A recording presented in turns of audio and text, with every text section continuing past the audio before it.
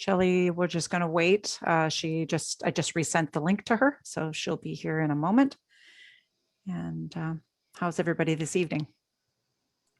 Good evening. Good evening. Hey, Caitlin, do we need to let any of your colleagues in, or are you going to be taking the lead on this? Sorry, do I need, I'll be the only one presenting, so I don't need anybody to be a panelist, if that's what you mean? Yes. Yeah, okay. Perfect. If I can't answer all of everyone's questions, I can provide my details after and make sure that everybody can pop in. Oh, I saw Aaron. Aaron was there. They just got punted out again. Oh, Poor guy. I mean, he could be here too. It might be good to set back up. Yeah, hopefully we didn't boot him for the entirety of the meeting. Oh, no. It's recorded. He's heard me do this a couple times already, so, you know, doing my practicing.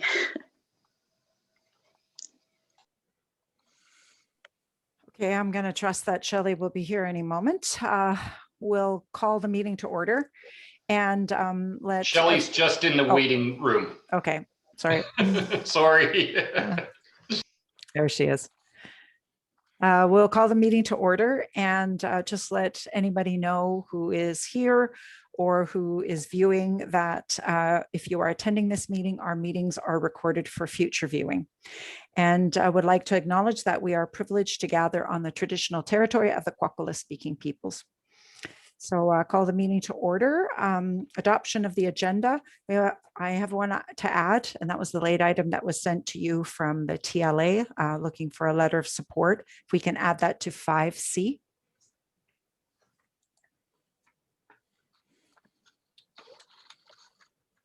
Is there any other additions to the agenda? Okay, seeing none, then can I have a motion to adopt the agenda as amended? Moved, seconded, all in favor? Opposed, carried. Thank you. So this evening we do have a delegation. We have with us Caitlin Fader with Strategic Natural Resource Consultants, and she's going to go through our community wildfire protection plan. So welcome, Caitlin, and thanks very much for joining us this evening. Thank you.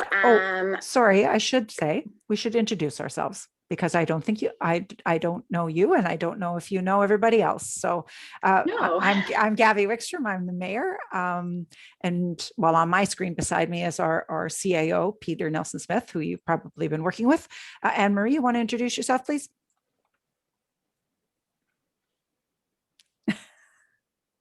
Sorry, Caitlin, I'm not very fast on the unmute there. I'm Anne-Marie Barron, councillor. Okay, Derek's just said I'm Derek Cole. Ryan? Hi, Derek. I'm Ryan Mitchell. I'm a councillor for the town of Port McNeill. And Shelley? Shelley Downey, councillor for the town of Port McNeill. Welcome, Caitlin. Okay, welcome. Go ahead. Well, thank you for having me. It's kind of an interesting platform. I haven't been part of a council meeting via Zoom before. So I do have a PowerPoint presentation, and I believe I'm just going to share my screen with you. So just give me one shake. All righty. Can you all see my presentation? Yes. Perfect. Alrighty, so as I said, my name is Caitlin Fader. I'm a forester at Strategic Natural Resources, and I'm the lead author on this community wildfire protection plan.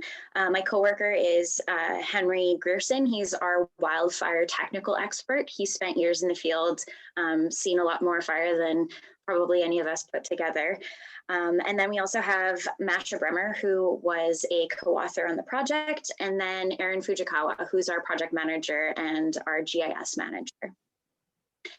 So Strategic has developed a number of community wildfire protection plans. Most recently, we are currently working with Quatsino First Nation on their CWPP, and we completed recently the CWPP for the city of Campbell River and Wee-Wycombe First Nation.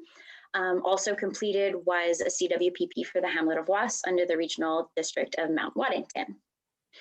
Strategic is also well known for wildfire. We have a lot of operational wildfire crews that spread out over the summer on a good wildfire season. But from a forestry perspective, we also do fuel management prescriptions, wildfire hazard assessments, and operational fuel treatments, as well as community engagement and presentations and education of people like yourselves on wildfire related topics. So I actually have a video clip that I wanted to show everyone to give you an impression of the actual importance of a CWPP. It's about a minute long, and there's 4 major things that I'd like you to keep your eye out for. This video was actually captured during the Fort McMurray fires of 2016.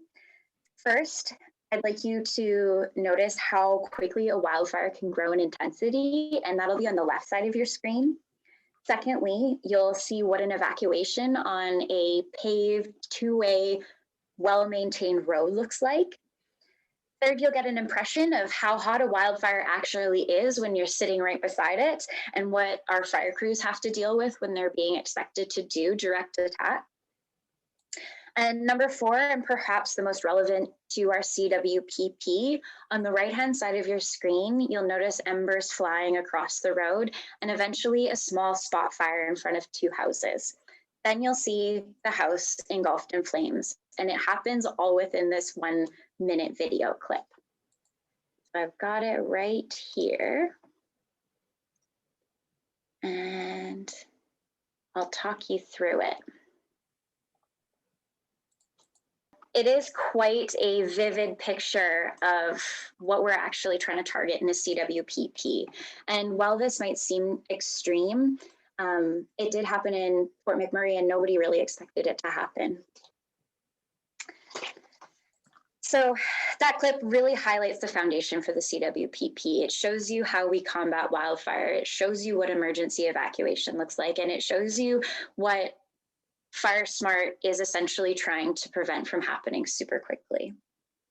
Several significant fire seasons have altered the way communities think about wildfire.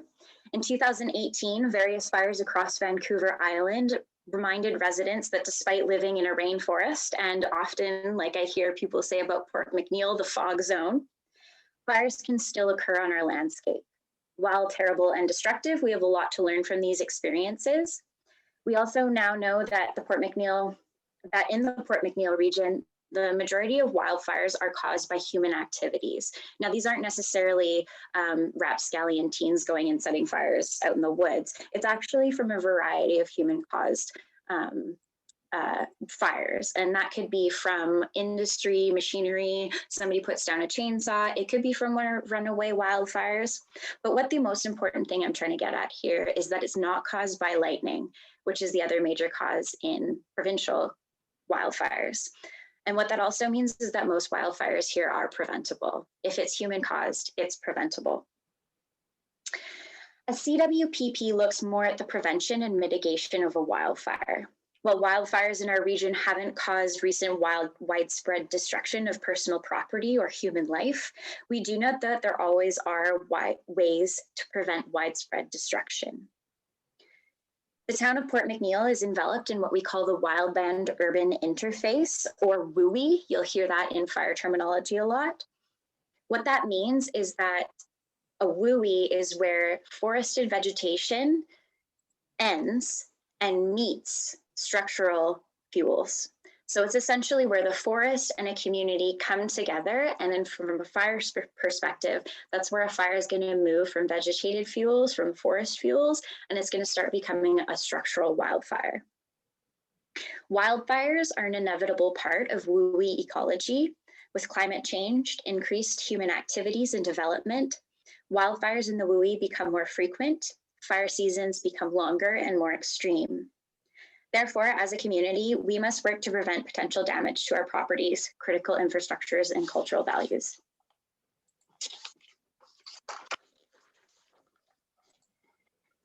The purpose of a CWPP specifically is to identify the wildfire risks within and surrounding a community, to describe the potential consequences of if a wildfire was to impact the community, and to examine the possible ways to reduce the wildfire risk.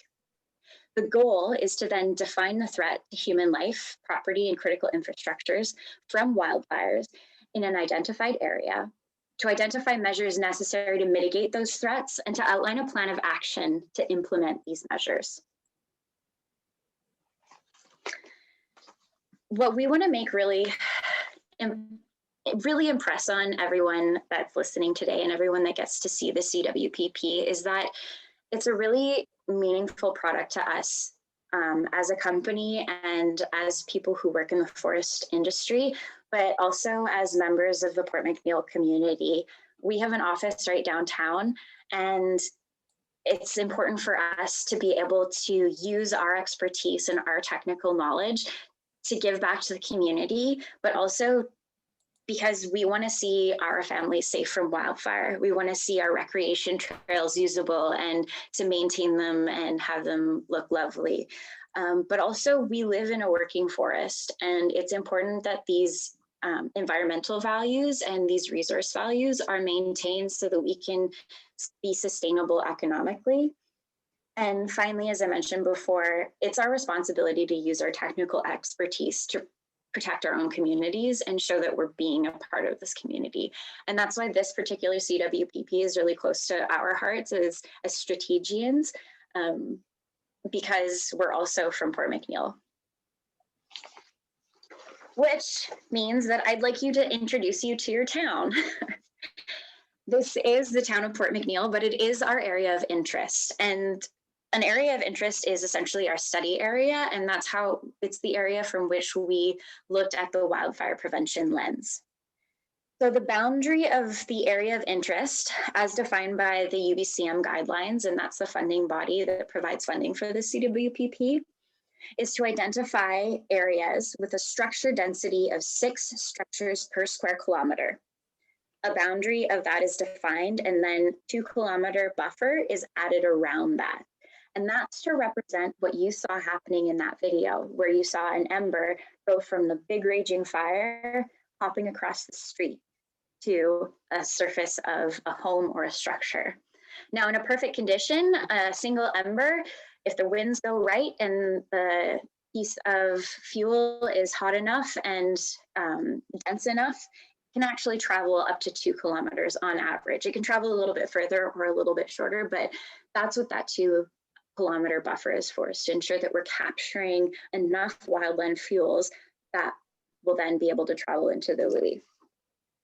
You'll also likely notice that there's a lot of the AOI blocked out in gray. These areas are private managed forest lands and private properties and residences.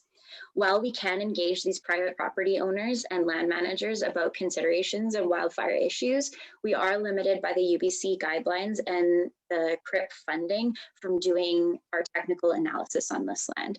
So we reached out to those landowners as stakeholders and reach out to them to understand what their view of wildfire is. But in terms of actually doing our risk analysis, we had to keep our eye towards the city and crown land, or the town and crown land. The CWPP included a review and consideration of an awful lot of topics, all with an eye towards wildfire. From background information that reviewed past wildfires in the area, to current community engagement in regards to wildfire and emergency preparedness, as well as local bylaws, the OCP, and plans. We looked at values at risk, such as human life and safety, critical infrastructure, environmental and cultural values, as well as resource and hazardous values. And hazardous values are those that, for example, fuel storage, where it's a value, it needs to sit in the landscape somewhere, but it is a significant hazard if it does encounter wildfire. And finally, there's a large scientific technical component, which is where we look at fire regime, climate change, and fire history.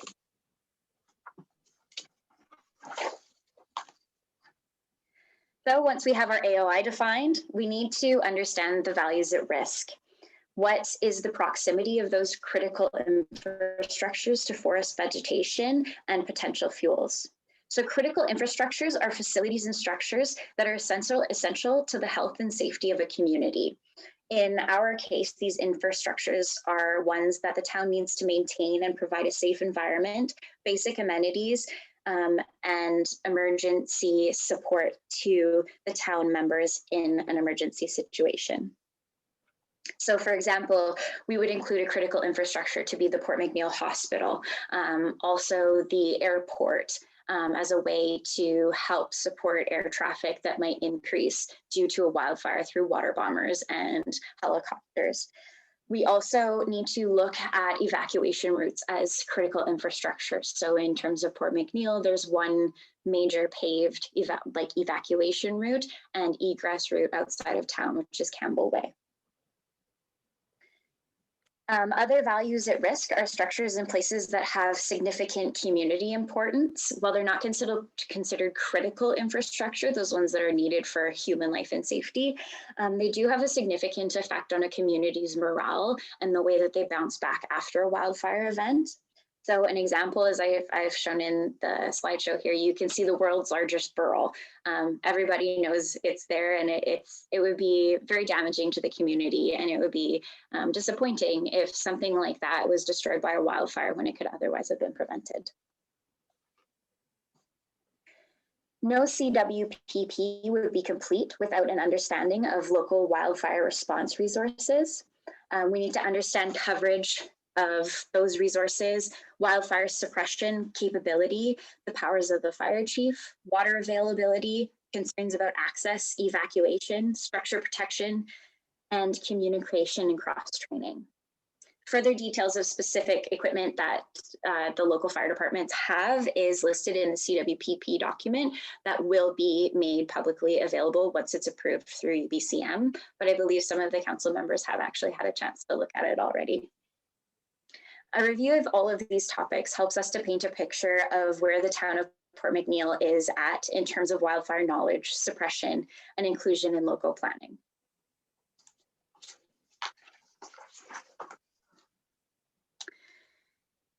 So I'm going to start getting into a little bit more of the science and the technical stuff. So local wildfire threat assessment process included field reviewed fuel characteristics.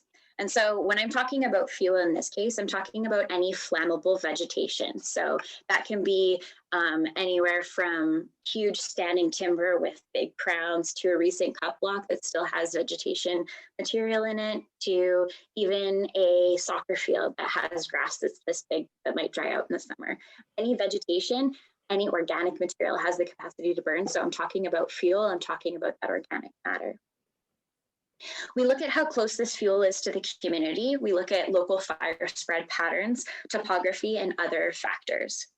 Our approach is actually approved by the BC Wildfire Prevention Specialist in wildfire threat, and his name is Tony Botica for this area. Once again, due to the large amount of private land in the area of interest and the inability for us to actually access and go explore on this land and do field work on this land, the far majority of the area has no data and is grayed out in those final wildfire threat maps. Every effort is made to fill in those gaps with stakeholder engagement and going and talking to people that have private managed forest lands or stakeholders that might know the industry well. So, what does it really all mean? I don't want to confuse you with a whole bunch more jargon, but I really want you to understand that it's a very complex process and there are a lot of moving pieces that come together for us to create recommendations.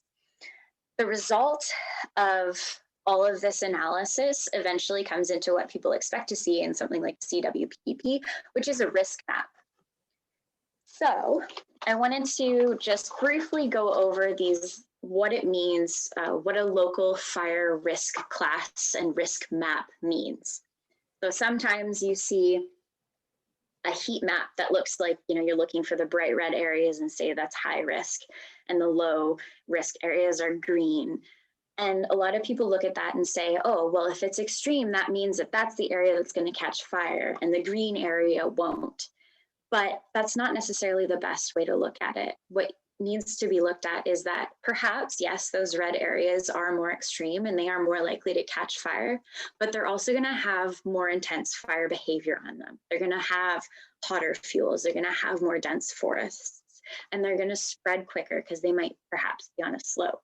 You're going to have crowning and they're going to be harder to suppress the fire there, as opposed to a green area where it might have less flammable vegetation. It also might be on a flat area that the fire won't travel as quickly. It might be able to sustain a small ground fire, but it won't be as intense. And then of course you have the moderate and high falling in between. What you get for the town of Port McNeill is what you see here. So this is our fire risk map. And again, you have a lot of that grayed area, which looks like no data, or it's kind of blanked out. And those are the private managed forest lands and private owned lands. But we get a lot of the town of Port McNeill sitting in that moderate to high zone. We don't have any extreme regions, which is great to hear. But what it does show you is that we don't have a lot of that low risk area either. So that's reminiscent of the fact that the town of Port McNeill is surrounded by heavy fuels. It's surrounded by woods. And we do have critical infrastructures within that wildland urban interface and within those heavily wooded areas, which drives up the risk. And that makes places like the center of town a higher risk area because it has patches of heavy fuel there, and because it's sitting close to the hospital, it's sitting close to the regional district office, and it's sitting close to one of the major evacuation routes out of town. One last thing about this map that I'd also like to note is that there are a couple lighter gray areas. They're a little bit hard to find, but they're called no risk areas, and they're a bit deceiving. It's a bit of a misnomer, but what those areas are identifying are locations that don't typically have fuel. It becomes more prevalent when you're having new developments. So you have a cul-de-sac, for example, it's paved over, it doesn't typically have a lot of vegetation in it. So it would shake out as a no risk class. That absolutely does not mean that there is no risk of wildfire passing through that area or having a problem there. What it does mean though, is that it is extremely low risk of sustaining a wildfire and transferring a wildfire. The no risk category also comes into play when you have waterlogged sites. So some of these little lakes and sometimes you get wetlands, they come out as a no fuel type, which again is a little bit deceiving because the data that we have show that there's water there. But in fact, you might have reeds and grasses, and that might be an estuary that dries out over the season. That's something that's really important to look at when you're viewing these risk assessment maps. So what finally happens once we've accumulated all of this data, we've talked to all of our stakeholders, we've looked at our risk assessment map, is we provide recommendations for the town. We have 21 recommendations, so I'm not going to go through them all with you, and some of them are pretty technical, but what I wanted to really focus on were the recommendations that fit into the 8 Fire Smart principles. Fire Smart is a program that some of you may have heard about. It is designed to encourage local residents to fire prevent their homes and make it difficult for those homes to catch on fire and to make their yards a little bit more fire smart and more resilient. So it comes into play a lot too when funding is received from communities. So the UBCM does give more funding for activities and recommendations, especially when they fall into these Fire Smart categories. So I want to start off by one of our education recommendations. It's number 1, and we encourage the town of Port McNeill to identify areas and install signage in areas of high unregulated fire use. So one of those areas would be beach camp. It's not regulated. You don't have people going in and saying, oh, you need to have a permit for your fire or your campfire here. So installing signage does let people know that the area is monitored. It does let people know that we know that it is a high risk area. But what it also does is it gives the town a chance to inform the public that if they're going to have a fire here, here's the proper way to do it. And here's some of the ramifications that can happen if you let it get away from you. Another piece is legislation and planning, which is going to be more interesting to the town council members. And what that looks at is how the town's bylaws, legislation, documents like the OCP can be adapted to better capture some wildfire problems. So an example that we have that we came up with and that Pete also supported us on was creating a backyard burning bylaw. So right now, the town of Port McNeill uses the ministry guidelines, so the provincial guidelines, in terms of for the rules that they have for backyard burning. And those are broad brush strokes and rules. And so by having a permitting process for backyard burning, the town's able to regulate how many people have burning bins in their backyard. It also allows people to know exactly, or the town to know exactly where those backyard burning things are happening. And it's able to regulate those situations a bit better. Another important piece that comes into play, especially when we're looking at those grayed out areas on the map, is interagency cooperation. So the town of Port McNeill is embedded in a resource industry, which is forestry. And oftentimes there's communication gaps between the forestry industry and perhaps what the town is hoping for in terms of wildfire mitigation. So an example that I have is Bob right here might think that Joe over here, his neighbor, needs to cut down his trees. But what in fact, Bob actually has this really awesome sprinkler system in his backyard that if there's a wildfire gonna happen, he's gonna spray all his trees down.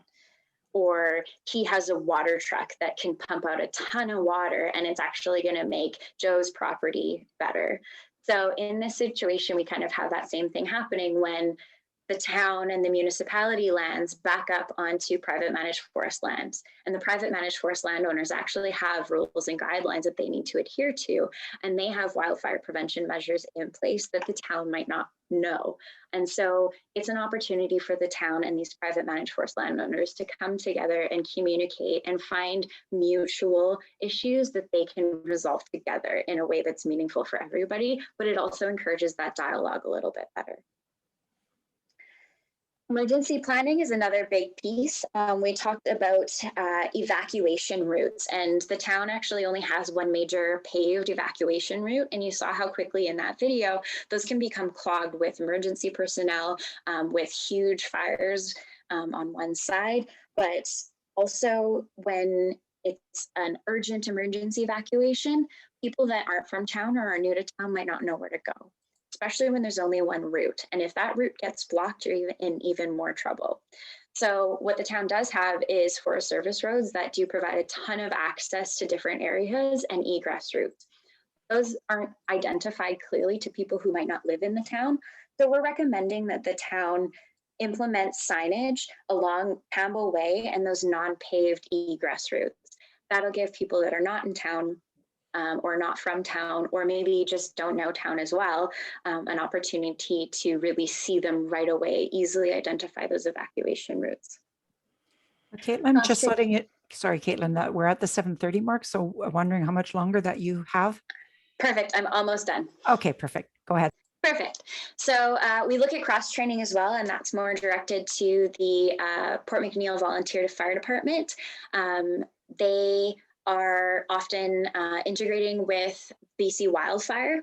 And so what we suggest is that the town of Port McNeill Fire Department and the Hyde Creek Volunteer Fire Department identify wildfire champions. They're going to engage with BC Wildfire and tell them where they need more advanced training, where they might get better training from BC Wildfire.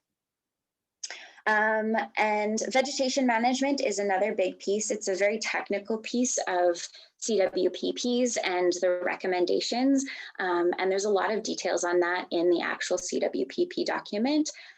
And finally, I wanted to touch on the two big Fire Smart pieces. So Fire Smart demonstration projects and Fire Smart projects on private lands.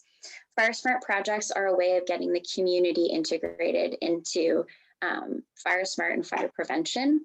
And if this town of Port McNeill takes the reins and takes the funding that there is available through UBCM and CRIP and demonstrates to the town residents that they have easy ways and inexpensive ways to fire smart their homes, they'll grab onto that more and they'll be more engaged. This is just a slide to show you that there is more funding available. And I know Pete has recently applied for the Fire Smart Economic Recovery Fund. And that's to provide Fire Smart activities, also in an effort to provide more jobs in the face of COVID. And I did mention that there is UBCM funding for other opportunities in those recommendations. The next steps are submission of the CWPP document to the UBCM, and that's when the funding comes through. And then it goes into the hands of the town to engage the public, act on the recommendations, and finally, in 5 or 10 years, when funding does become available again, update that CWPP, because we do have climate change and we do have extended seasons and hotter weather happening. So it's important to refresh those and understand how development has changed and how it might affect wildfire in the community. So that is my presentation on the Port McNeill CWPP. I have my information up there, and if you do have any technical questions, I'm happy to answer them for you. You can reach me at my email on the screen or my phone. And yeah, so if you guys have any questions, if we have time. Sure. Thanks, Caitlin, very much for that presentation. I did want to ask I read through the report, and the recommendations are at the beginning and they're also at the end. Is there a reason for that?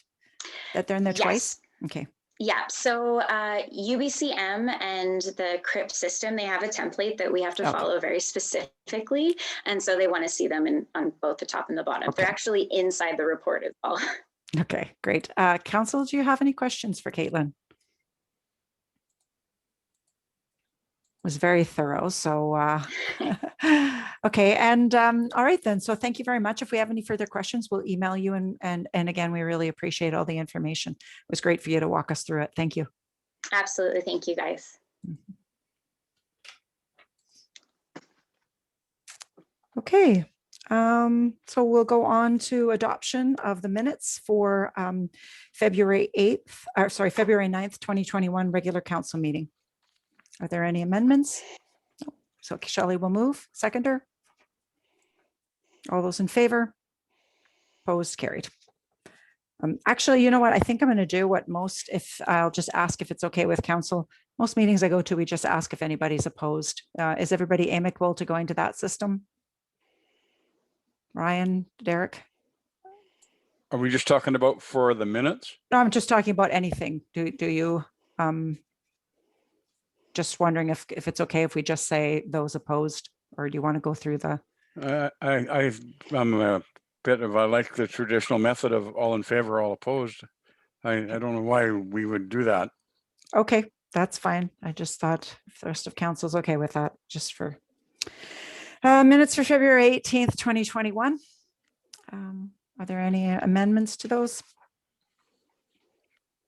And seeing none, motion to approve. Moved, seconded. All those in favor? One moment, I think Councillor Cole has exited, and we need to let him back in. Okay. We can finish voting on the minutes, and then we'll wait. All those in favor? Opposed? Carried. Okay. There he is. Okay. Correspondence 5A, letter dated February 2nd, 2021, from the Chief Forester, Ministry of Lands, Natural Resource Operation and Rural Development. So it's about the provincial tree planting program. Receive and file would be in order. Moved. I would Okay. move that. Seconded. Any discussion on that? Okay, all those in favor? Opposed? Carried. Next, we have a recommendation letter dated February 9th, 2021. And this is just ratifying a letter we'd already sent. And this is for VAIA, a letter of support to VAIA. Move for just receive and file. Okay. Or, just on procedure wise, do we have to ratify the letter or receive and file good enough for our CAO question? If it was, approval was done by another method, a ratification would be good for the public record. Okay, so Shelley, motion to ratify then? I Okay. will do that. Okay, seconder from Councillor Barron. All those in favor? Oops. Opposed? Carried.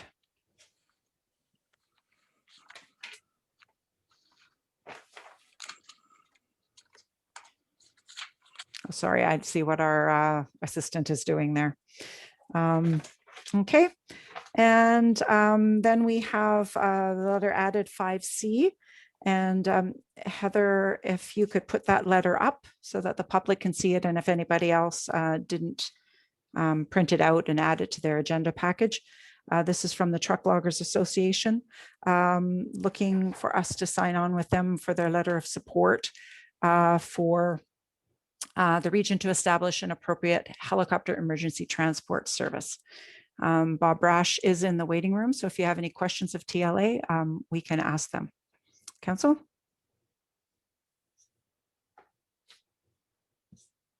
Mhm.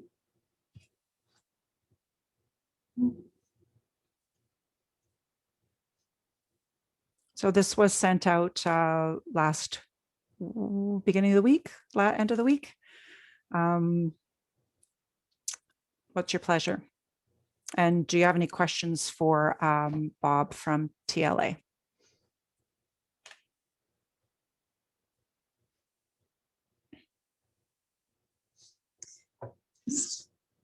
Go ahead, Shelley. Oh, and then Pete. My only wondering was why based out of Campbell River and not further north?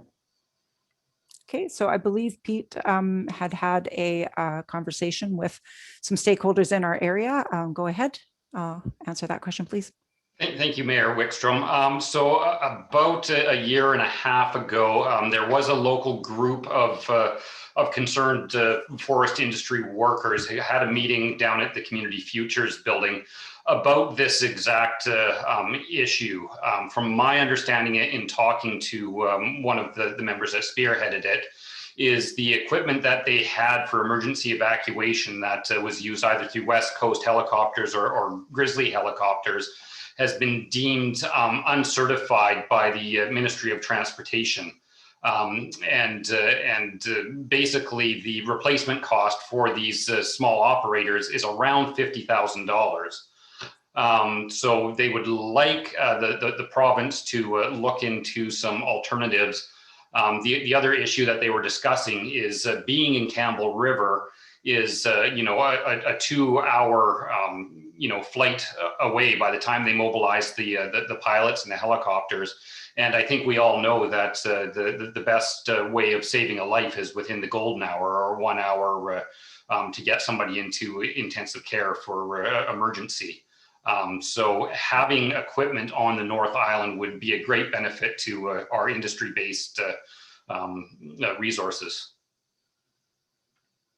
Does that answer your question, Shelley, or shall I ask Bob to come in and answer for you? Well, when I read the letter, maybe it was a different document I read, is my understanding this was going to be located out of Campbell River. Okay, Have I got my documents confused? yeah, can you have Bob come in and I'll have him address how that affects us as well, please.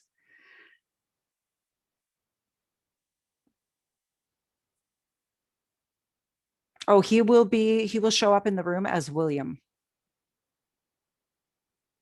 for our moderator.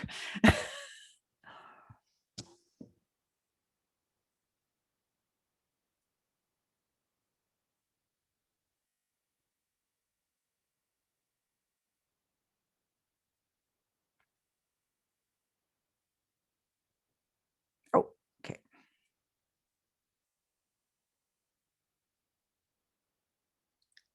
Sorry, folks.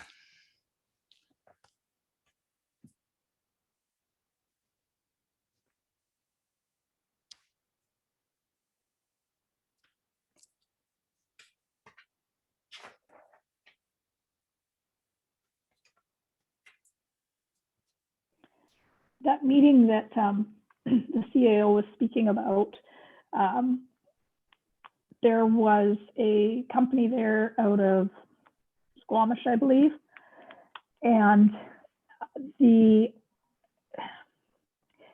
I wondered about Campbell River because they may have the access to the staffing.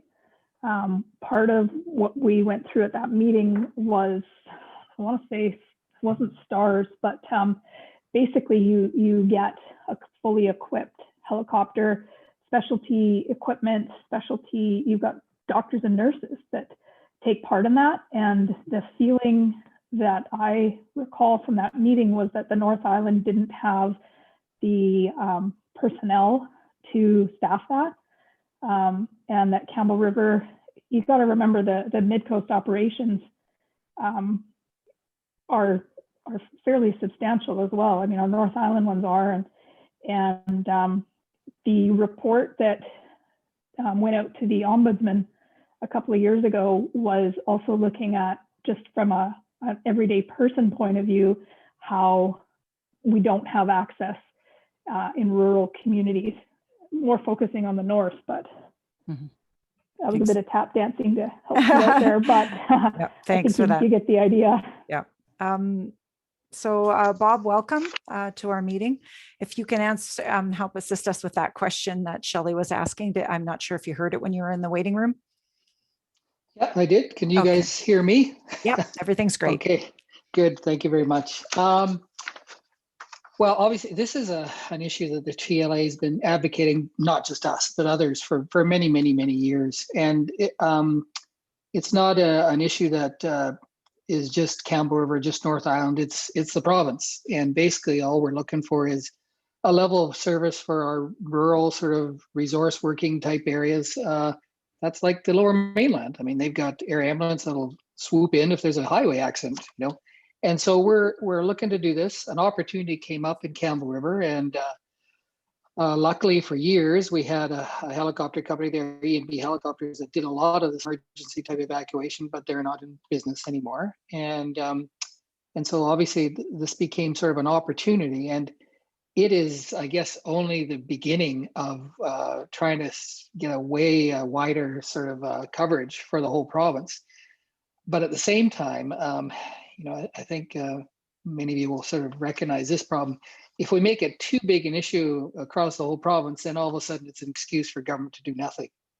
And this is an opportunity. We'd love to sort of get the support of the communities. I should let you know that I've canvassed 3 of the major operators in the area: Western Forest Products, Mosaic, and Interfor, and they've all come back affirmative. And I've even said that with the context that, hey folks, if you sort of are agreeing to support this letter, it's gonna probably cost you a bit of money, because it's highly likely the government won't support every penny of funding needed.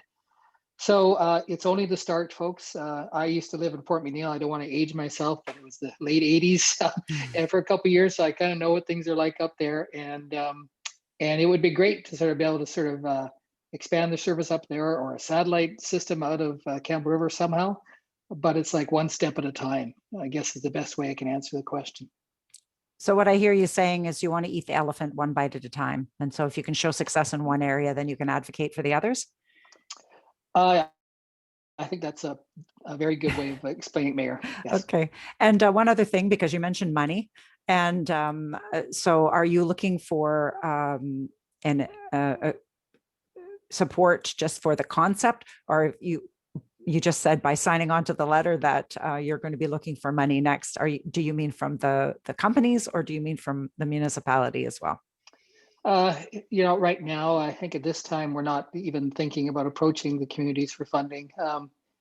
And again, back to your expression about, one chunk out of the elephant at a time, we're probably going to start with the forest industry, because we're the ones that obviously have been advocating for years. But hey, this translates to the aquaculture folks, the mining folks, anybody doing any work in remote type areas, and we'll go after them.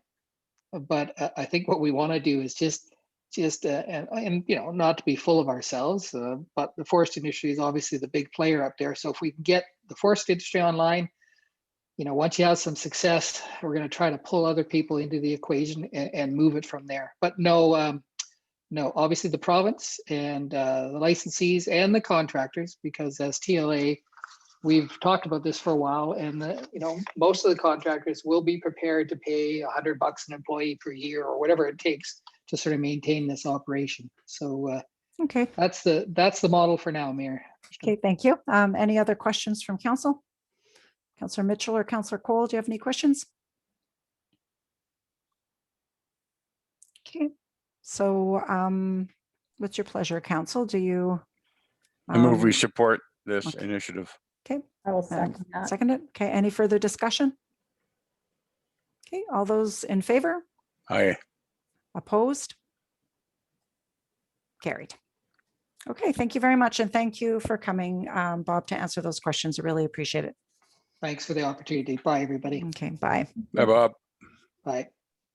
Okay, 7A, we've got council administration protocols. So I've brought before you a suggestion for a policy. My interest in introducing this was to bring you a policy to find a way for us to be able to move items forward with clear expectations for staff and council by providing a mechanism through this particular policy. And so that's my reasoning. I'm thinking in terms of we should never ever be a council that just accepts things as it is. It comes and it's like moved, seconded, away we go, way over here. And so I'm just trying to bring forward a policy that'll have us in the middle. I'm trying to make it so that I'm in the middle here, where we're asking the right questions, and our road is kind of like this. Sometimes we're okay, and sometimes we need a little bit more. And I just felt that a policy, something like this, would be able to establish clear guidelines for us moving forward in the next few months ahead. So questions, and what are your thoughts? Councillor Downey? I read through the document. I thought it was actually well crafted, and I'm referring to the Example. protocol that has been set up by Pitt Meadows. And I guess my comment is that while we may be enacting this, it's a document that has to withstand future councils as well. It's not only for us, it is for council and the business of council going forward. I actually thought it was a well laid out document. I think it clarified roles and responsibilities. A lot of this was we are taught when you go to new councillor training school after you're first elected, but I would support this. Okay. Councillor Mitchell, you're unmuted. Did you want to say something?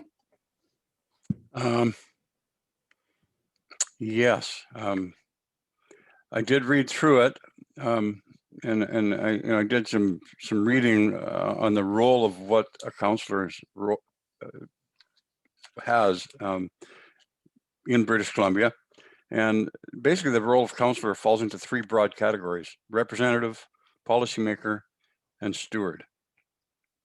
This document, from the reading that I've done, really narrows down the role to that of policymaker, and it leaves out the roles of steward and representative. And the representative role is a very important role. It means making decisions with our constituents in mind. It's not possible to meet the expectations of everybody all the time. We're going to represent people and make decisions for things that we don't necessarily agree with that decision, but we make them anyway. Councillors must be willing to continue to contribute their time to do things like taking care of town business, building roads and sewers and street lights and sidewalks and so on. We have to be able to consider the greater good of the community. And my feeling about this particular document is that it would stifle that representative role quite significantly. I think it does a fine job on the policymaker role. I won't try to describe that. The stewardship role is a role that requires, or that thrives when there's room for individual initiative. This particular document stifles individual initiative because before you can ask for any information, you have to get the majority of council to say, yeah, it's okay to ask for that. And if they don't agree, you can't ask. And I can't stomach that. So because of that, I'm completely opposed to this, and I wouldn't want to see this become our policy. I don't see, first of all, it wasn't an initiative that grew from council seeing a need. It's come from elsewhere. I don't know where. And I think that one of the things that this policy is promoting is that initiatives come from council. This one didn't, but here it is. So I guess I question, is that really what we want? Do we want all initiatives to come from council, or can somebody have the initiative like this to bring something before council? I don't object to that. I don't have a problem with it, but this is not a council initiative. This is an initiative that was brought up without a majority vote of council. The initiative to bring something else that's on the agenda tonight was another initiative that wasn't an initiative of a majority vote of council. That's okay. That's part of our life. We don't need to be boxed in to the point where we can't have individual initiative to bring things forward. And so, no, I don't agree with this. It may be really good for Pitt Meadows. Maybe they had a problem they're trying to deal with, but I don't see that we have a problem, except that it's difficult now to get information. And this would just make it more difficult. Okay. And can you give me an example where that you read that it would be hindering your information? Because all of council is able to bring things to the table in a timely way. I know that Councillor Cole has brought things forward and done reports, and as has Councillor Downey, and will be Councillor Barron. So I don't see how that would limit what's happening.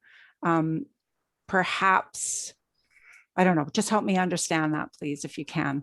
Sure. At the beginning of my term, I said I would like to know what the details of the airport contract are. What is it? What's the machinery that surrounds the operation of our airport? And I was told until it becomes a council priority, you're not allowed to ask for that. And that's what the CAO told me at the time. I've refrained from asking for that information, but it doesn't mean I don't want to have it. And I can still ask for it because there's no rule that says I can't at this point. Mm-hmm. Yeah. No, that would stifle me. And I don't like being stifled.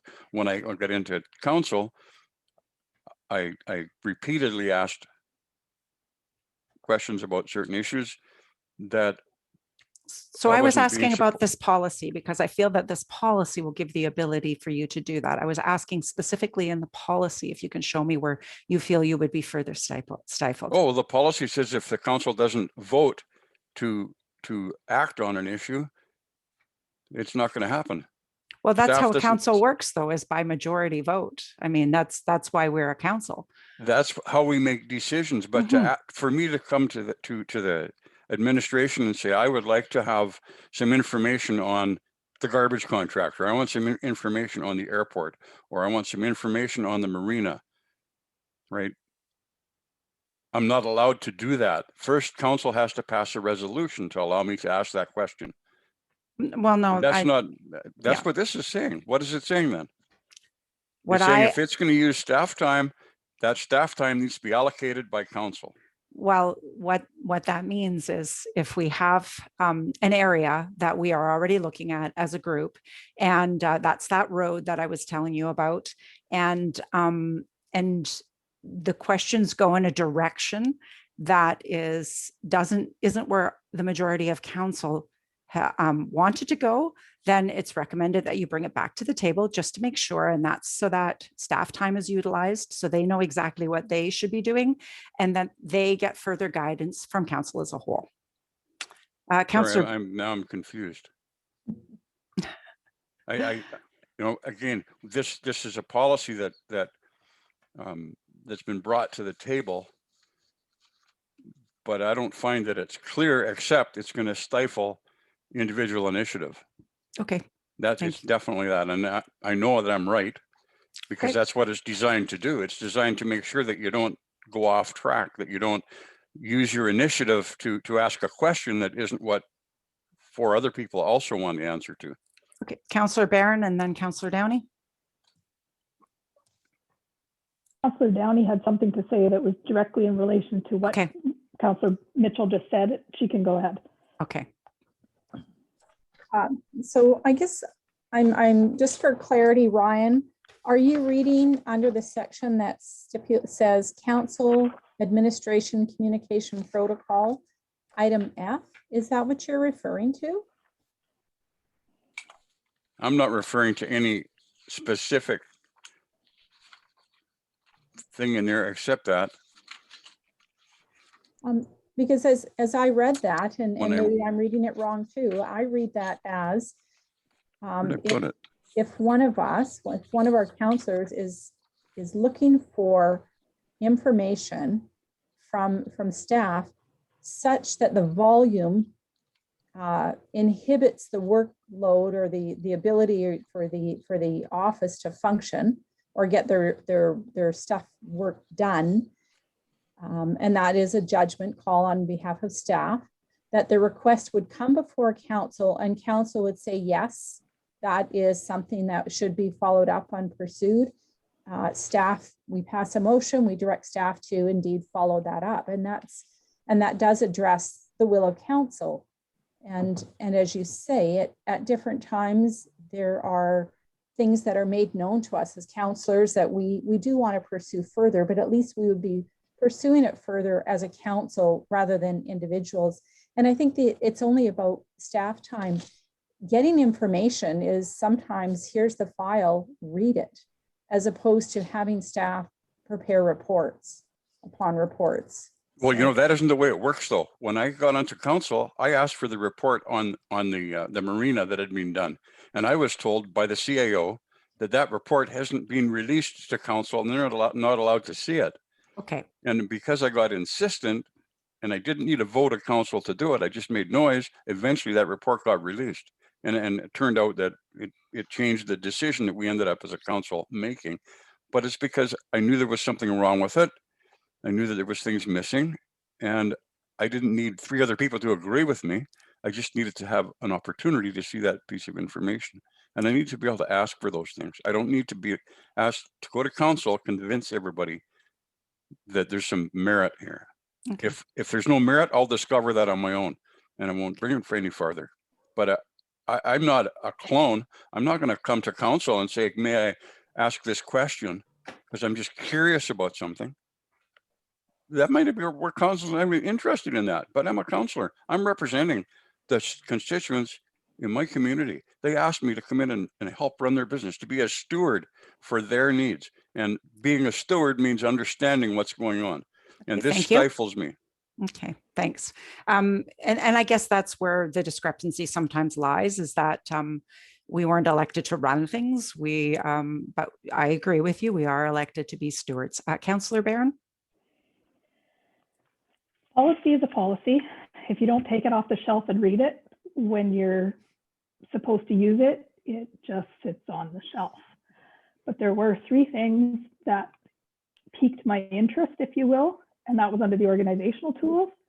The regular reports to council regarding admin activities provided by the Chief Administrative Officer, the clear and concise council reports, and the rest of it. And then G, a corporate business planning and budget process which implements the strategic direction set by council. I think that on both sides of the table, we could do better with those at those 3 points. And if the policy is so contentious right now, I'd rather just see us focus on those 3 points and working together to know how those things can meld together so that when a request goes from council to staff, it isn't, we're not feeling like it's an automatic, I've got too much on my plate, because we've had that regular reporting. So you kind of have an idea that for the next, say, 3 months, there's this report, this government, there's all these things that need to get done. So time is going to be a little bit more restrictive. And I understand what Councillor Downey's saying, if there's volumes of information that's being asked for, to then come back to council to get that prioritization. I'd rather not shoot the policy down completely, because I think that there is some merit if you take the book off the shelf. But I would like to see us focus on those three things and how we can get a good system of those things not being onerous either for the admin or for us. Because I agree with Councillor Downey, we're trying to set up the next batch, right? Mhm. There's got to be an ability for consistency and improvement. I'll tell you what I'd be willing to do here is I would entertain a motion to table this, and we can sit down and have a cow, and then we can have a good frank discussion about, you know, where we want to go, where we want to be, and how we can set this up for future councils. So a motion then to table it, okay, till after a cow where we discuss. Would you like to see that written down, Councillor Mitchell? Seconder for that, sorry. Okay, Councillor Mitchell. I'll just wait for Heather to just bring that up and type that out for us, please.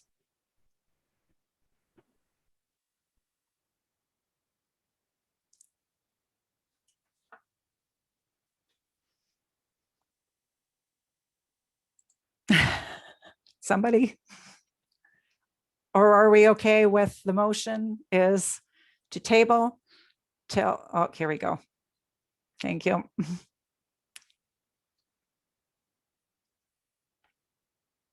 So a motion to table the sample policy.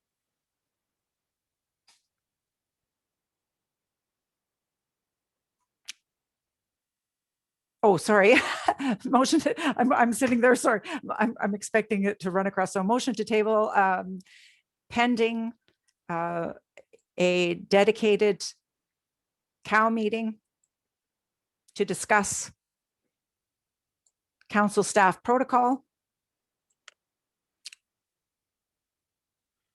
And then it will be added to a subsequent meeting. Can I just Mhm. bring up a point of order?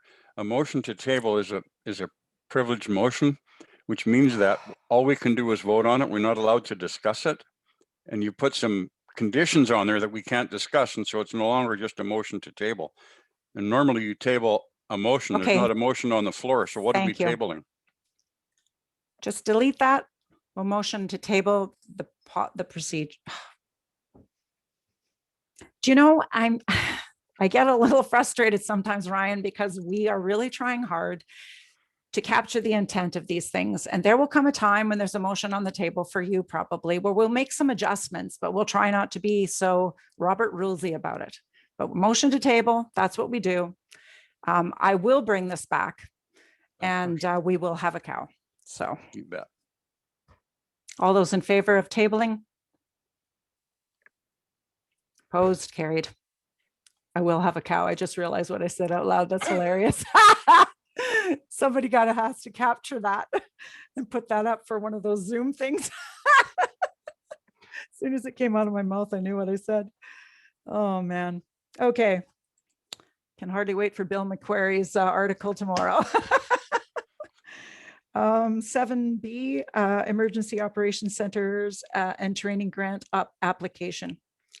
So this is from our emergency coordinator, Melody Wilson.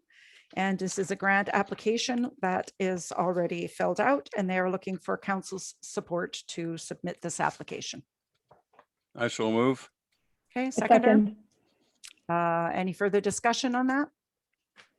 All those in favor? Opposed? Carried. Thank you. January 2021 Harbor and Visitor Center report. Before we move for receipt, I would just like to say to our CAO, if he could please pass on to staff, thank you very much, that the boat count is in footage. This was very, very helpful to me because when I looked at the boat count, it didn't seem that COVID really affected anything. But clearly we can see here the two totals, 1628. Well, there's not another total. Sorry. Well, wait a minute. Why does it say 2021 average and 2021 total? Can you help me on that?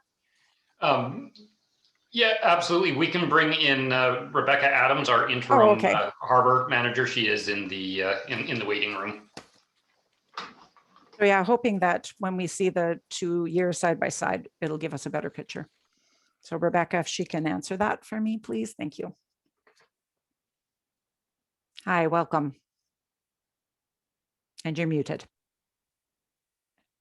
Hello. So what is this average and total? The two separate numbers, but both say 2021 on the moorage report on page 28. Luke, I believe, set that up so that we can continue putting that in so that we can compare it for future months. We do plan on in the future converting past years into footage as well, but some of that has not been converted digitally. So it is still in paper format. So it will take us a fair amount of time to convert that to be able to present it to council.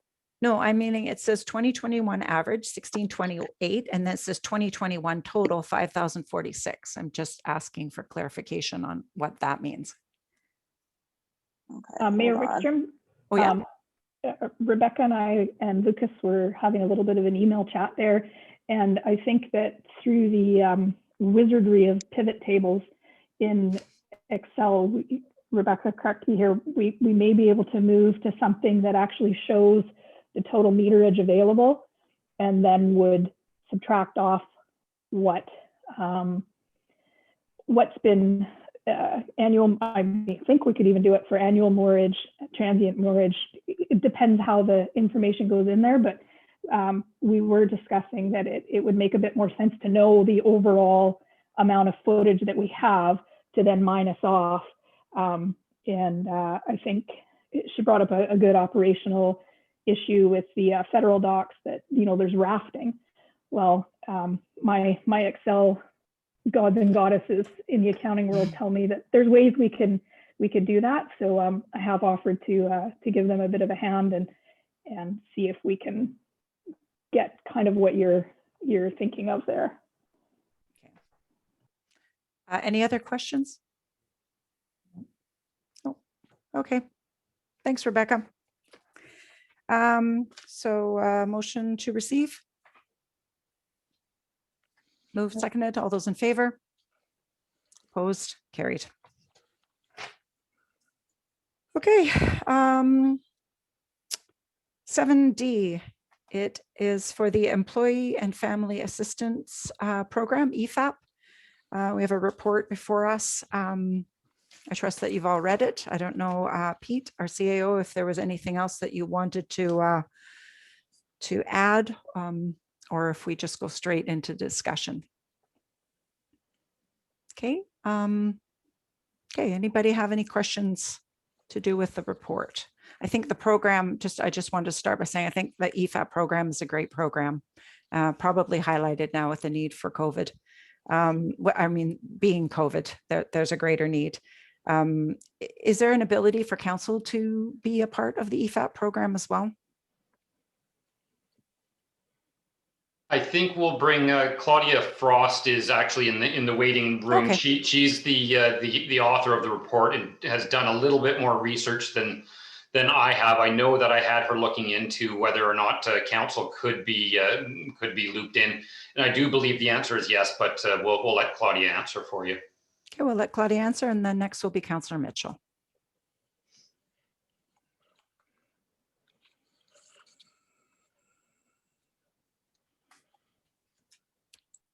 Hi. Good evening, Mayor and Council. Can you hear me? Mm-hmm. Good evening, Claudia. Good evening. Thank you. Sorry. Nice to see you. Thanks. You'll see me next week or this week. Yes, I do have some other information. It was asked regarding the volunteer firefighters and the council. And yes, all we'd have to do is we'd set it up under I'm just trying to pull up the email here. I did actually do another report. But I guess, did you get that, Pete? I said, anyways, I did do another report, but so there was a question asked about the volunteer firefighters, and yes, they can. The key here is if they go on and they stay on. So in other words, they can't, basically they can't say, well, we're going to go on in April and then 2 months later go off and then think they're going to go back on in another 2 months. So they want the stability of having, I mean, I understand volunteers come and go, but that they would be on the program. And the same with council, of course, it's 3-year terms. The council term, if you're here for 4 years. So yes, it is available. We would just have to set it up as, I believe, I'm just trying to see what it's called here, but of course I can't find it. That's right okay. now. While you're looking It's for that, another grouping. It's basically another grouping. So Okay, it's like great. you have employees and then you have other groupings. I was also asked about the council being able to be part of the Blue Cross plan itself.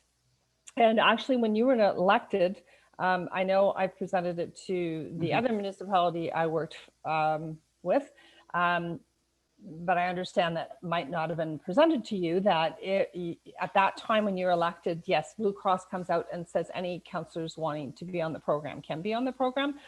But now there's a time limit, and it's usually, it was April. Yeah. Yeah, I think it needs 3 people and there wasn't 3. So there's something in the next term that we can talk about, you know, to create equity across the board for all councillors that may be coming on. We just sign on. Yeah. So. Yeah. Councillor So- Mitchell, go ahead. Oh, you're muted. Sorry. Claudia just answered my question. Okay. So that's good. Thank you, Claudia. I think it's pretty hard to not want to have an EAP if it's available for such a minimal cost. So if you need a motion, I make Is it. there just one question? I don't know if Councillor Barron, go ahead. Yeah, she wants to ask a question. My only question was not against the EFAP whatsoever, just is the Blue Cross, was that just, don't get this wrong, Claudia, but was that just the easy, you know, because we have the Blue Cross benefits, it was just easy, they have it, it's there. Has there been any other ones looked at? And is there an opportunity to trial it and make sure that it is accessible for everybody? I suppose with online, it's probably a lot more than it used to be, but that's kind of my only concern is, what if we sign on to Blue Cross and then PBC as a provider, and then we decide that it's not really as accessible or doesn't have exactly what we want in it? How hard is that then to shift away and make a different decision?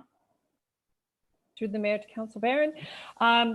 Yes, actually, if we sign on to this program right now with Blue Cross, actually, if we signed on to any other program, it wouldn't affect our Blue Cross. Let's put it that way.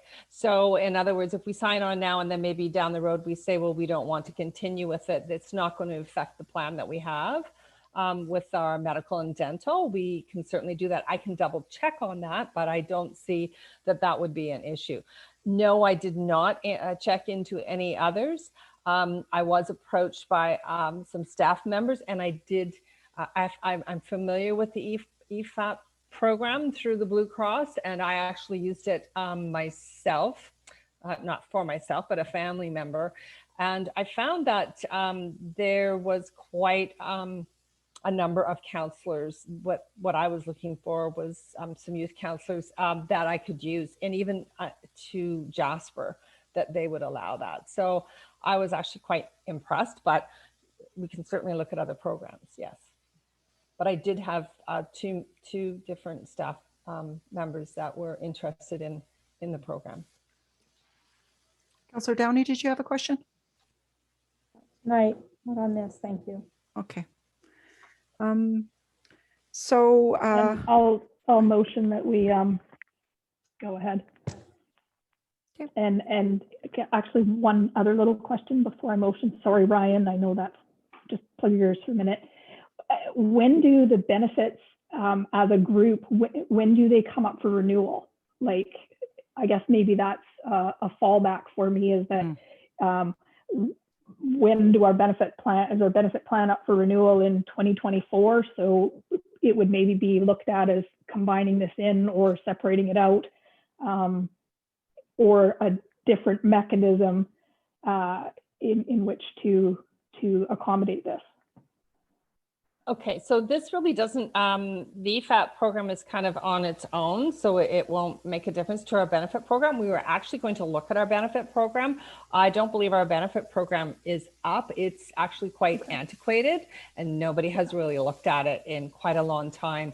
But, you know, saying that, we have to also look at the union implications too, right? Because the benefit program we have right now actually is in line with the union. We actually just changed from, I believe it was 14 days for short-term disability to kick into 7, because we get like 14 would use up pretty much all of your sick days, and 3 to 7 is the norm for short-term benefits to kick in. So we just changed that because to get a discount through the CRA, through Revenue Canada on our EI. So that was just Then I go back to my motion then. Okay, seconder then. Sorry, we'll write it. Seconded by Ryan. And it's coming straight out of our report. Provide direction to staff so that to implement the Employee and Family Assistance Program. Would you like that written up? I'm sorry, I can't hear you, Councillor Mitchell. I can only see part of your. I guess a shrug doesn't count. Sorry, Yeah. Debbie. I don't mind. Yeah, I Okay. guess that's your So practice. to implement the Employee and Family Sure. Assistance Program. Okay, it's a simple enough. All right, Councillor Downey, further discussion? One question I did have, is counseling covered as one of the health benefits under Blue Cross? You know, they get coverage for chiro, for physio. Is a counselor one of that? No, not at this time. Okay, thank you. Okay, any further discussion? Although I'm seeing none, all those in favor? Opposed? Oops, I was in favor, sorry, opposed, carried. Okay. All right, item 7E, January 2021 Public Works Report.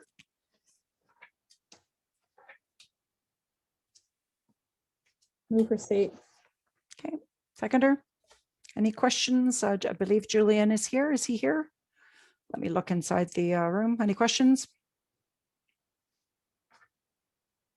Okay, seeing guess, none. Oh, sorry, I- go ahead. Yep. Well, Okay, go ahead. I think for me, a map would help a little bit. I don't really understand how the cost doubled. And so if I saw a map and saw, well, we're doing this, now we're doing a whole bunch more.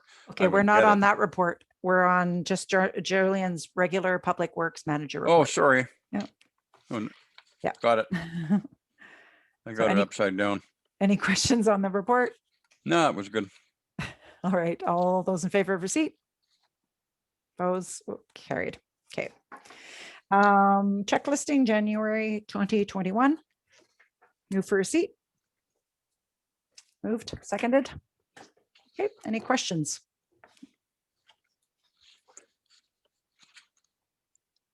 I guess I don't understand exactly how the cost doubled.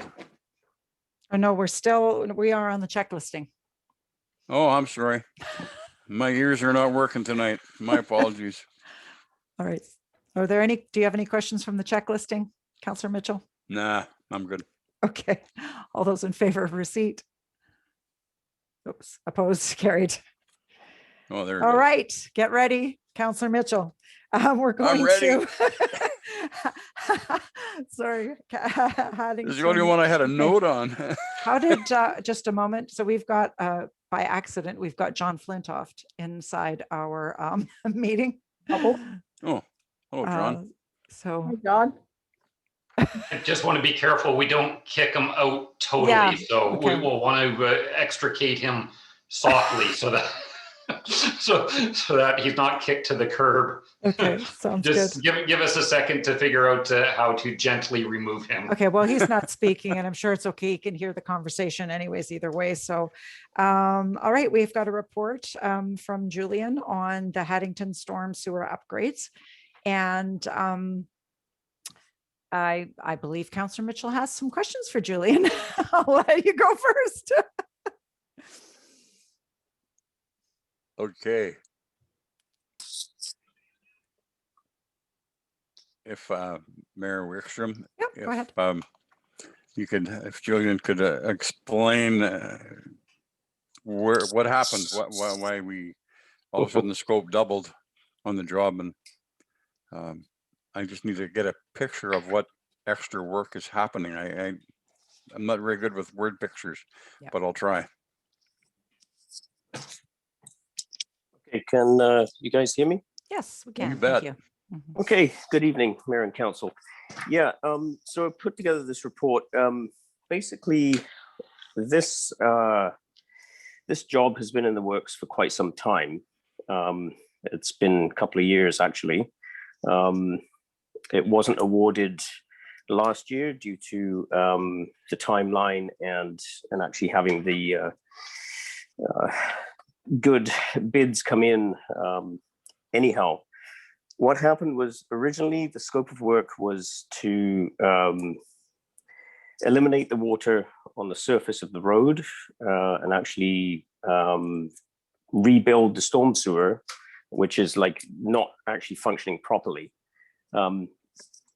At that time, like to get a budgetary number together, there was a method that was actually proposed by McElhaney Engineering, which was fairly new. It was actually grooving the pavement, which basically directs the water better to the curb where you can actually control it. However, further, into the project, it was determined that due to the velocity of the water basically coming down the two hills, which is Pine Street and Cypress Street onto Haddington, that would not work. So initially, the big bump in this scope and the actual budget increase was the regrading and the repaving of the two intersections. So the bottom of Pine and Haddington and the bottom of Cypress and Haddington. So the road construction was basically wrong from the start. So to correct that includes basically removing those two intersections and then regrading and repaving to direct the water to where it should be. So the original plan with the original budget was actually, further into the project, found not to be successful and not worth trying. So there's a huge extra cost in that regrading and that repaving in the intersections. So that was the big adjustment, if you will, into the scope and into the increase in the budget.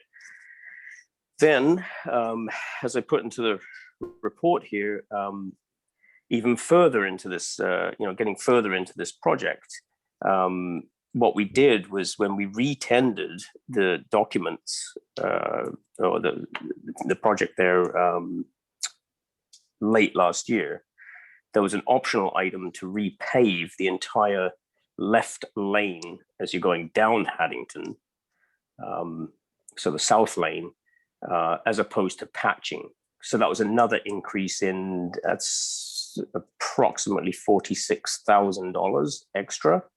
So as opposed to patching that lane and trying to save whatever we could in between, that's like half decent, albeit 1970s pavement, the logical sort of suggestion, if you will, is to, we're in for a penny, in for a pound here. Let's actually repave that entire section. So that was actually an extra $46,000 on top of the already adjusted scope of work from the original, I believe it was $170,000 budget request. So it's nothing to do with last year's, if you will, I hate to use the term gouging, but because it was very hurried, put out there, and all the contractors were busy, and the prices came in, only two, I might add, and extremely high. And then under our recommendation, it was not to award, but to rethink and then adjust the scope, retender with a lot longer lead time, and that's actually worked. It's been a really good success. We had 7 bids come in for this, which was really competitive, awesome. We're finally getting caught up. We're actually ahead of the game on all of these tenders now.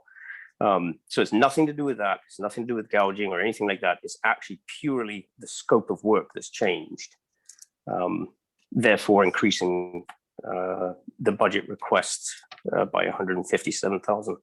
And this is all pre-engineered before the tender was let, right? Yeah, well, like I said, Councillor Mitchell, there was one, well, there were a few optional items, but one of them was the repaving of the entire lane, as opposed to the patchwork, if you will, in between Cypress and Pine.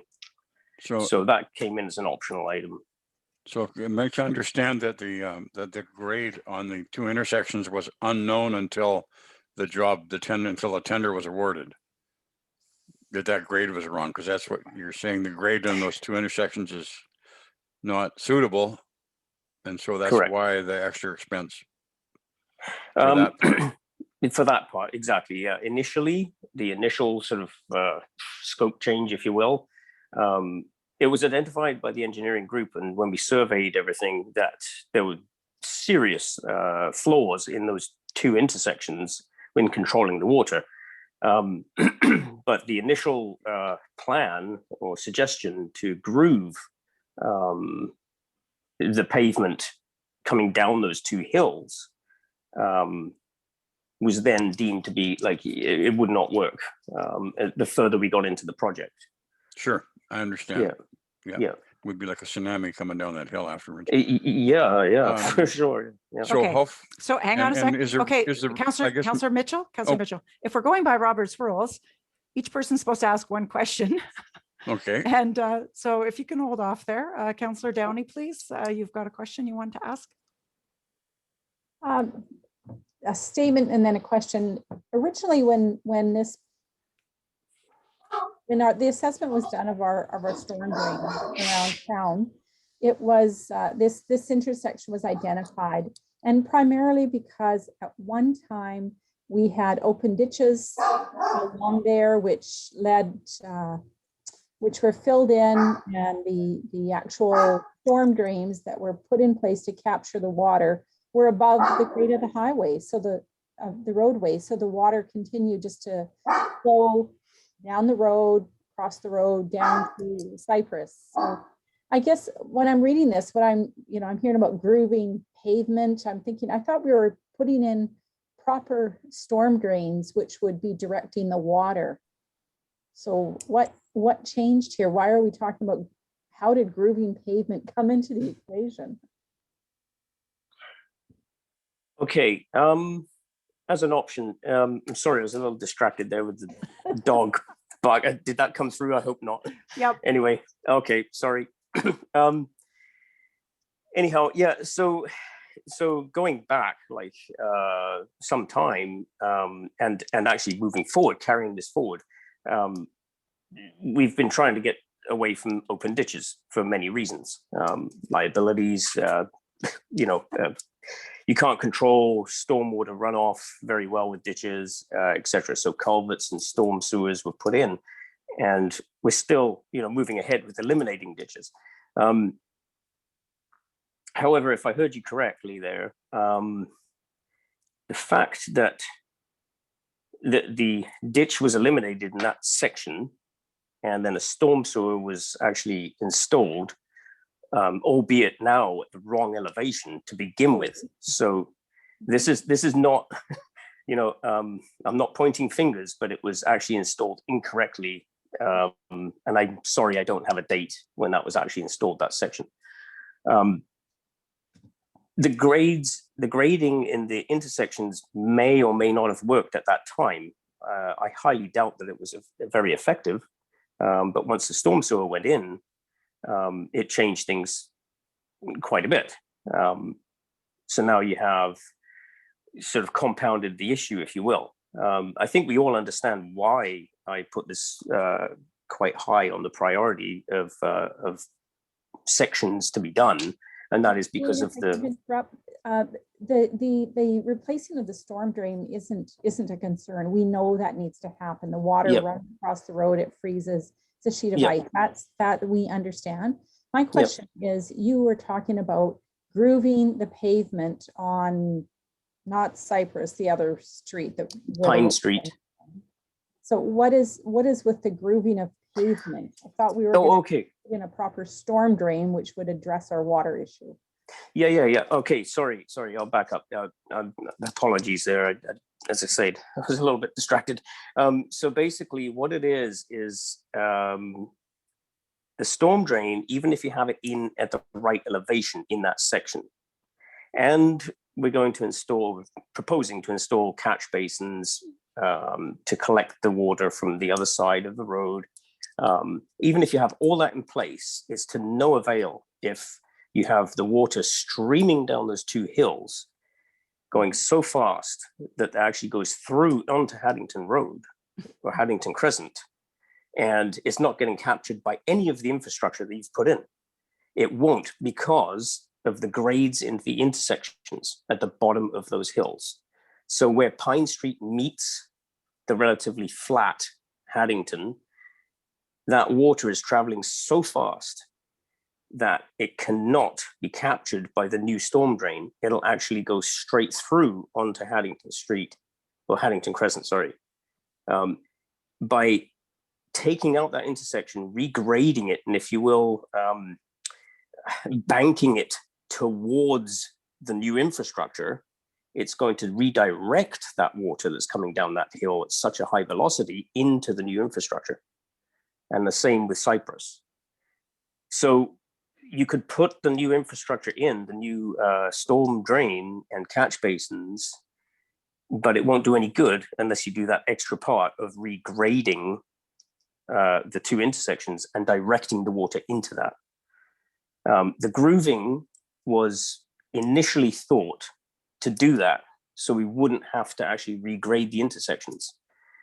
But upon further investigation, as time went on, the velocity of that water coming down those hills is too much for the grooving to be effective. So then you have to go to the more elaborate and expensive option of regrading those intersections. So the regrading the intersections and the grooving were accomplishing the same thing. They're just two different methods of accomplishing the same thing, and that's redirecting that water.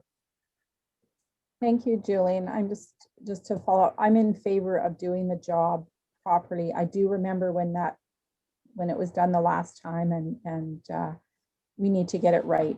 Thank you for your work. Okay. Mr. Barron? Welcome. I was just going to say, is it fair to say that the grooving would have been more of a Band-Aid, and kind of like what's at the bottom of Quatsino and Haddington, that's supposed to direct water into but it's just something you run over every time you hit the stop sign. So that was the original thought, was that it may have some cheaper value, but then looking at it all, it's not going to do what was intended. So we need to step it up to look after it. Perfect. 100% there. Yeah. 100%. So I have a question that probably would have been, I noticed Claudia's not here. I just looked, which is unfortunate, because this 157,000 is not something that was captured in your requests. And so I'm just wondering where the 157 is going to come from and how it will affect our other budget items. So, and do we have this in a reserve, which Claudia's not here now to be able to answer? Because we're going into a committee of the whole to talk budget. And let's say, for example, we have 500,000 left over to spend, that will take 170,000 chunk out of there. And I mean, it's important to do. I'm not discounting that it needs to be done. I just wanted to find out that piece. I don't know if our CAO can enlighten. No. Are we able to hold on to this and Decision just because we're having the cow on Thursday? Is there Will that, some how way will to that make affect that you? work? Oh, go ahead, Councillor Downey. I'd like to motion that we go ahead on this. We will find the funds. We do have our community forest funds, and in terms of prioritizing, safety is a priority, and this intersection is a hazard. We've had a great winter. We haven't had the ice like we typically would, so I think that we support this. We move ahead on it, and then we deal with it in the budget. Whether hopefully there's money in reserve. If there isn't, we do have our forestry money. Okay. So I would like to make that motion. Okay, seconder for that motion.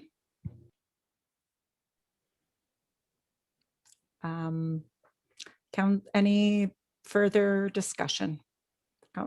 Councillor Cole, do you have any questions at all? Oh, Councillor Mitchell, you had another question. Go ahead.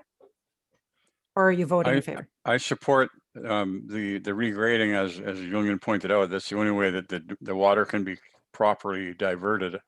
What I don't support is discarding serviceable pavement. I believe that we should hang on to the $50,000 that's going to go into fresh pavement. I know it'll look nice, but it probably won't really improve the functionality significantly.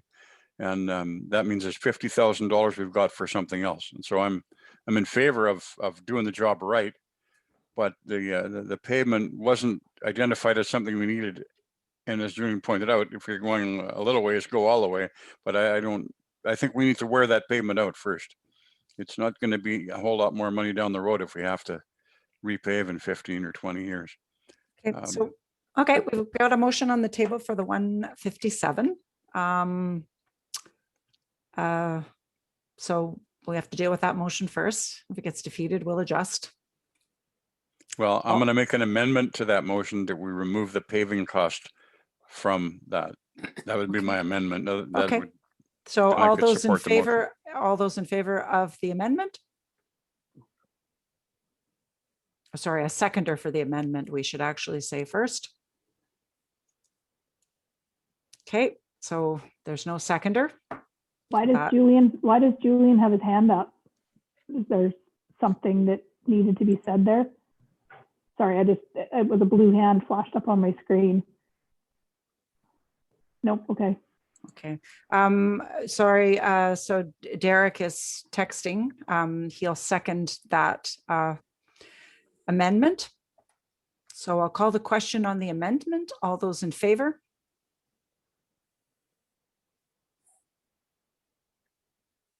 And okay, and Derek and those in favor, all those opposed to the amendment? Okay, so the amendment is defeated. So we're back to the original motion, which is to approve to increase the budget by 157 to complete the project as presented and permit the award of the contract to the successful bidder. Any further discussion? All those in favor? Opposed? Okay, I don't see anything from Derek, so not sure if you're having problems with your camera this evening, but you'll be in favor if you don't type something quick. The motion is carried. Okay, thank you for that. Oh, just Julian, just a little word, positive feedback. If you can think in terms of laymen like us, and just when you're asking for an increase, write a little bit of a detail as to why you're increasing, we could probably save you a whole lot of time yakking at us. Okay. Okay. I appreciate that, Mayor All right. Wickstrom. Thank you very much. You bet. Item 10A, it's just my report. You've all had a chance to read it. Motion to receive. Moved, seconded. All those in favor? Opposed, carried. We've got a report from Councillor Cole. Motion to receive. Moved, seconded. All those in favor? Opposed, carried. Okay. And any other council reports verbally?